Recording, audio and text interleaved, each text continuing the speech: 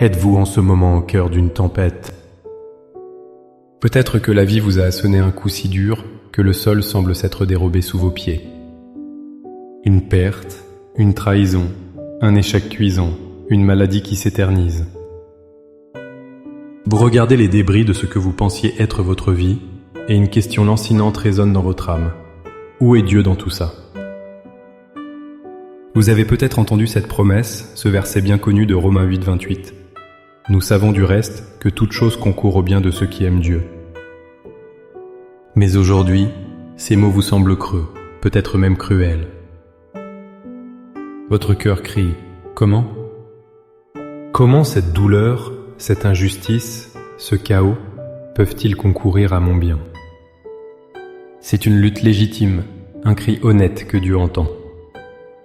Ensemble, nous allons entreprendre un voyage de prière pour demander à Dieu non pas de nous expliquer la souffrance, mais de nous donner la foi de croire en sa souveraineté au milieu d'elle.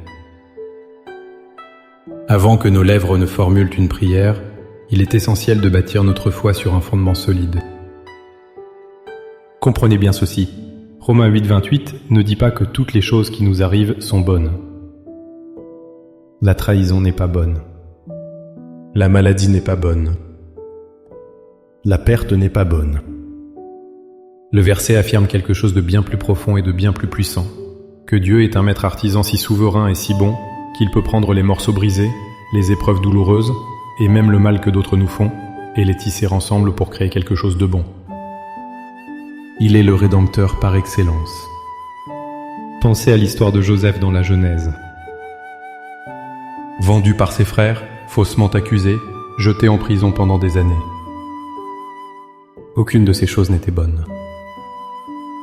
Pourtant, à la fin de son histoire, en position de pouvoir, il a pu dire à ses mêmes frères « Vous aviez médité de me faire du mal, Dieu l'a changé en bien pour accomplir ce qui arrive aujourd'hui, pour sauver la vie à un peuple nombreux. » Genèse 50, verset 20. Dieu n'a pas causé le péché de ses frères, mais il l'a utilisé dans son plan rédempteur. De même, l'apôtre Paul, qui a connu des souffrances inimaginables, nous donne cette perspective divine. Car nos légères afflictions du moment présent produisent pour nous, au-delà de toute mesure, un poids éternel de gloire. 2 Corinthiens 4, 17. Notre prière d'aujourd'hui n'est donc pas une négation de notre douleur, mais un acte de foi radical. C'est la déclaration que, même dans l'obscurité la plus totale, la main de notre Dieu est à l'œuvre, tissant une tapisserie dont nous ne voyons pour l'instant que l'envers chaotique. Maintenant, fortifiés par cette vérité, trouvons un lieu de calme. Fermons les yeux non pas pour fuir la réalité, mais pour nous concentrer sur la vérité plus grande. Laissez ces mots guider votre cœur et faites-en votre propre conversation sincère avec le Père. Priez avec toute votre authenticité. Père céleste, Dieu souverain et tout-puissant, je viens devant toi aujourd'hui, non pas avec une foi parfaite, mais avec un cœur lourd et un esprit confus. Je suis au milieu de la tempête, et les vagues de la peur, du doute et de la douleur menacent de me submerger. Seigneur, je confesse qu'il m'est difficile de croire en ta promesse de Romains 8, 28. Mes yeux voient le désordre, mon cœur ressent la blessure, et mon esprit cherche désespérément un sens. Aujourd'hui, dans un acte de ma volonté, je choisis de déposer à tes pieds le fardeau du pourquoi. Je renonce à mon besoin de tout comprendre.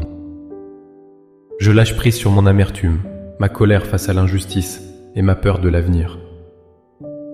Je te remets cette situation qui me brise le cœur.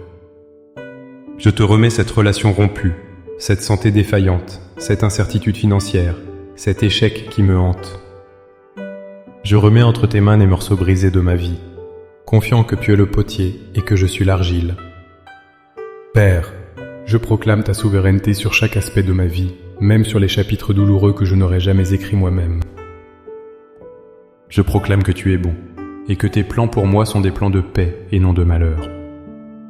Je proclame que, comme pour Joseph, ce que l'ennemi ou les circonstances ont destiné à me nuire, tu as le pouvoir infini de le retourner pour mon bien et pour ta gloire. Je te demande de changer ma perspective.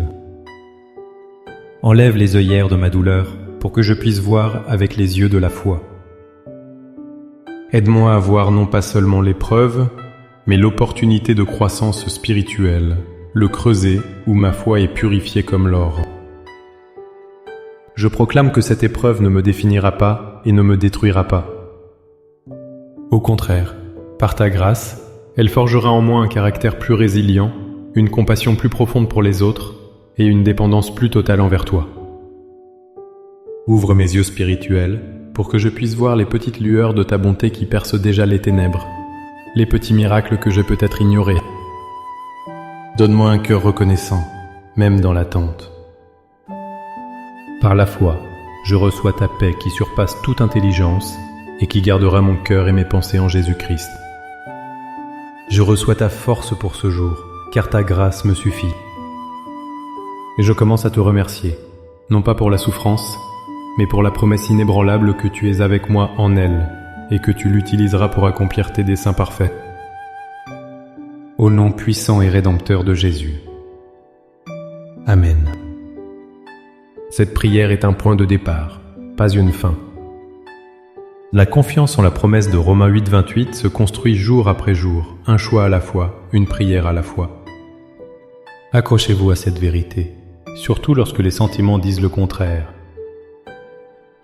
Votre épreuve a une date d'expiration, mais la gloire que Dieu prépare est éternelle.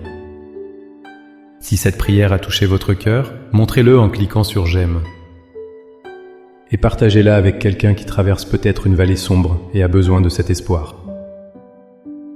Abonnez-vous pour continuer à nourrir votre foi avec nous. Pour sceller votre engagement de foi aujourd'hui, écrivez dans les commentaires « Je choisis de croire en Romains 8:28 ». Chaque commentaire est un témoignage puissant et une déclaration que notre foi est plus grande que nos circonstances. Que la paix de Dieu, qui est plus grande que tout ce que nous pouvons comprendre, garde vos cœurs et vos esprits. Soyez bénis.